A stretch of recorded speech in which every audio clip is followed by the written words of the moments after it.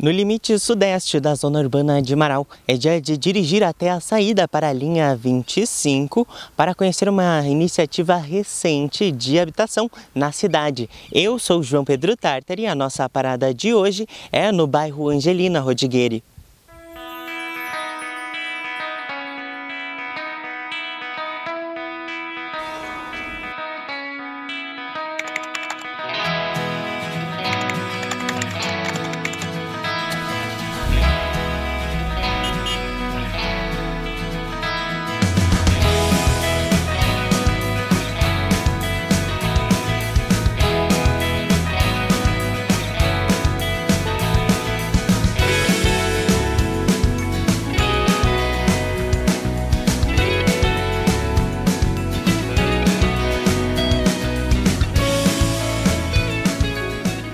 Observando a estrutura aqui da rua Salete Pol, é possível entender as origens do bairro Angelina Rodrigues.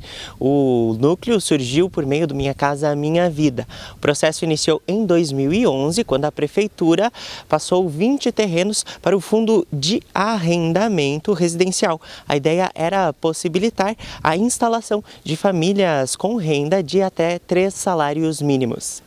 Nós já vinha participando de um grupo de pessoas que eram selecionadas pela habitação para ser beneficiada por esse projeto. E nós éramos uma das 12 famílias que começou esse projeto. Daí a gente tinha todo um processo de conhecer o pessoal da habitação, tinha reuniões, né? Todos os meses tinha uma reunião com o pessoal da habitação, falavam sobre o projeto, falavam como ia ser as moradias. E em 2012 foi concluído aqui, né, esse primeiro projeto aqui inicial e nós viemos morar aqui. Mônica foi uma das primeiras moradoras do bairro e conta o que o momento representou. Para nós representou uma conquista, né, porque a gente vinha para nossa casa própria, né, então para iniciar um loteamento, né, nós éramos os primeiros moradores, né, ele era um descampado, aqui não tinha nada. E depois, quando começaram a construir as casas, assim que a gente estava vendo a nossa casa, a gente vinha sempre visitar. Nós pegávamos um final de semana, subia e vinha visitar. Então era a realização de um sonho, né, morar aqui. O processo de loteamento foi dividido em 2 etapas. Mônica fez parte da primeira fase. Foi mais ou menos em 2010, ali para 2011, eles começaram toda a parte de licitação, né, empresa para construir, todo esse processo burocrático, né? E entregaram mesmo que nós viemos morar em 2012. A segunda etapa deu seguimento ao bairro, sendo chamada de Dona Angelina 2. Os moradores chegaram em meados de 2015 em casas que seguiam um padrão. A parte de trás toda foi vindo depois com o tempo. A nossa parte aqui era só as casas, cada uma em cima do seu terreno. E a gente tinha aquele processo de espera, né, de regulamentar tudo, dos terrenos serem feita medição e depois fazer a matrícula dos nossos terrenos. Todo esse processo habitacional que tem, né, parte burocrática. Mas quando nós chegamos era só a casa em cima do nosso terreno. O bairro é parte da história de vida da Mônica e de 2 dos 6 filhos dela. O Paulo tinha 3 meses quando nós chegamos aqui. O Paulo está com 12 anos. Ele tinha 3 meses, ele tinha nascido em fevereiro e nós íamos pra cá em abril. E a Maria nasceu aqui. Em 2016 eu tive a Maria, que já nasceu aqui na nossa casa própria, né? Na nossa residência, e agora ela está com 8 anos. O Angelina Rodrigues é resoluto e possui limites marcados pela vegetação. Exemplo é que ao final da rua Rio Grande do Sul, basta caminhar para além do bairro Fátima, que nós encontramos essa área verde junto à curva. Passando por ela, o Angelina fica concentrado ao sul. Ao todo, são 22 quadras e 8 quarteirões que acomodam 265 habitantes. O bairro tem 6 ruas, atualmente todas nomeadas. Mas é na rua Ermelinda Longo Dalberto que está localizado o principal serviço dentro do perímetro do bairro. É uma casa de culto afro-bandista, ou melhor, um ilê. Ilê é uma palavra que significa casa, né? A casa, então é a nossa casa. Quando a gente se refere ao nosso ilê, é a nossa casa, né? Em africano. O ilê afro-umbandista de Ança e Oxalá passou a funcionar no Angelina em meados de 2019. Mas o espaço surgiu no fim dos anos 90 e em um outro bairro. Construção que foi muito depois. foi muito depois. Mas o Ilê já existia desde 1999, né? Só daí a proporção que está hoje, depois, 20 anos depois que eu dei início, então após a construção do local aqui, né, do terreiro. Eu fiquei mais ou menos uns 20 anos numa empresa, e aí eu tinha um terreno aqui, mas eu não, até então não tinha construído, não tinha, né? E aí o que eu fiz? Aí a espiritualidade me cobrou, que era a hora de eu dar seguimento e me dedicar mais a isso. Coisa que na verdade eu relutei bastante tempo, né? Então, mas aí o que eu disse, não, então vamos lá. Já que é para encarar, vamos encarar então. E aí foi onde que eu vesti realmente a camiseta de quem eu sou, né, na verdade, e para que eu vim. Então, eu comecei, aí fiz um acordo na empresa, eles pagaram meus direitos, tudo mais, tudo certinho. E foi onde que eu construí, então, aqui o terreiro. E aí eu dei início, então, a essa casa, esse Ilê que a gente fala, né? E aí nasce, então, oficialmente o Ilê Yansan Oxalá, né? Em 1999. O Ilê tem sessões abertas aos sábados, a partir das 9 horas da noite. Nos sábados são realizadas as sessões ao público, né? Todos os sábados são realizadas. Mas outros trabalhos, outras lidas, como a gente fala, assim é de segunda a segunda que a gente se organiza. Então, e eu estou sempre aberto para que as pessoas venham, participem, para que as pessoas possam tirar suas dúvidas, enfim, é aberto todos os dias. O espaço cultua duas diferentes religiões de origem afro-brasileira. Umbanda e Nação são duas religiões diferentes, mas que nós cultuamos muitas vezes no mesmo espaço, né? Então, por exemplo, aqui, Nação, ali, Umbanda. A Nação é a linha de Orixá. Orixá não é espírito, Orixá, eles não são espíritos, eles são forças da natureza, né? Ou seres, divindades que controlam as forças da natureza. São divindades, deuses, digamos assim, né? Então eles não são espíritos, tá? Então aí já começa a diferença. Na Umbanda a gente fala sobre espíritos, ou seja, falangeiros. A gente fala sobre guias, mentores espirituais que vêm de luz, que vêm nos auxiliar.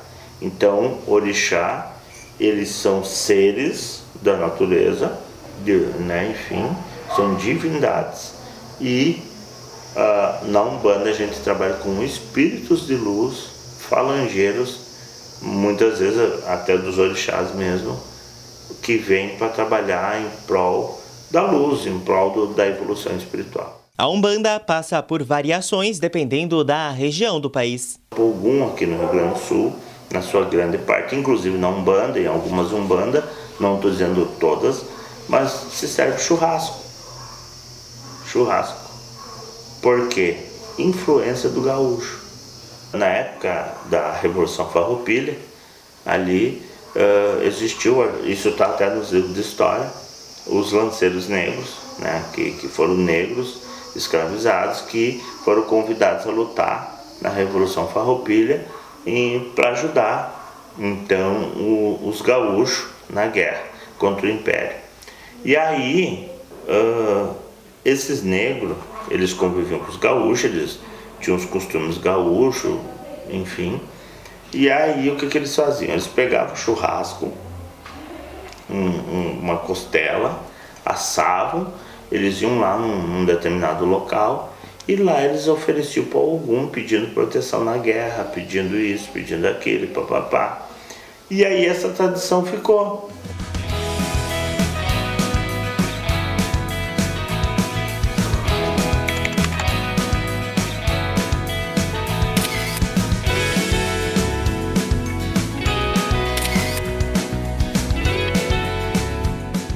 Atualmente um lar de idosos, o Lar Ames possui mais de meio século de história aqui na região. A entidade surgiu em 1965, já neste local. O endereço é o mesmo de antigamente, saída para a linha 25, sem número, mas o espaço foi se adaptando às necessidades da região. Ela teve assim diversas fases. Primeiramente, ela veio, né? Foi uma área aqui que foi doada por um casal, né? Foi doada essa área com o objetivo de fazer o quê? De atender, né, famílias que naquela época era muito difícil o emprego aqui em Marau. Então, com isso aí foi visto a possibilidade então de famílias se colocarem e terem então o seu trabalho, né, e ter o seu um ganha-pão para eles a manutenção. Depois, a instituição passou a atender crianças em situação de vulnerabilidade social. Desde aquela época teve um empenho muito grande da diretoria e a gente conseguiu montar uma estrutura que atendeu muito bem as necessidades das crianças. Além do acolhimento, né, tivemos formações de pessoas assim fantásticas até hoje, né, muitos deles estão até dentro do nosso grupo de diretoria, né. Então foi assim um resultado que a AMES conseguiu ter um resultado fantástico. Então ficamos aí trabalhando em torno de uns 35 anos mais ou menos com crianças. Mais recentemente, a AMES entrou em uma terceira fase. Foi feita uma pesquisa, juntamente até com a faculdade, né, junto com a FAB, junto com a UPF, né, do que nós poderíamos atender. Então, e em cima disso foi vista a possibilidade de nós trabalhar em cima de idosos. Hoje nós estamos o quê? Atendendo então a idosos, né, em regime de internato, tá? Então a pessoa fica interna. Estamos atendendo então, hoje já estamos com 9 internos, né?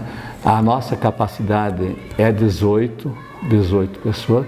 Então, aos poucos vai se tornando assim uma casa, né, viável e com todas as condições. O terreno da entidade conta com uma área de 40 hectares, mas o principal destaque é a casa construída ao centro do lote. De 2 pisos, ela tem 9 quartos, 4 banheiros adaptados, sala de jantar e de estar, sala administrativa, área de lazer, enfermaria, cozinha, lavanderia e rampa de acesso. Essas alterações foram necessárias para cumprir com as necessidades de uma casa de idosos e para que o espaço operasse de uma nova forma. 24 horas, né? As pessoas passam a residir aqui. Daí nós temos assim atendimento das cuidadoras 24 horas, né? Temos serviço de lavanderia, limpeza, cozinha, técnicos de enfermagem, né? E como é que eu vou te dizer assim, ó, é um convívio harmônico aqui. O trabalho é dividido em 2 expedientes. Nós temos, por exemplo, as cuidadoras do dia e as cuidadoras da noite, né?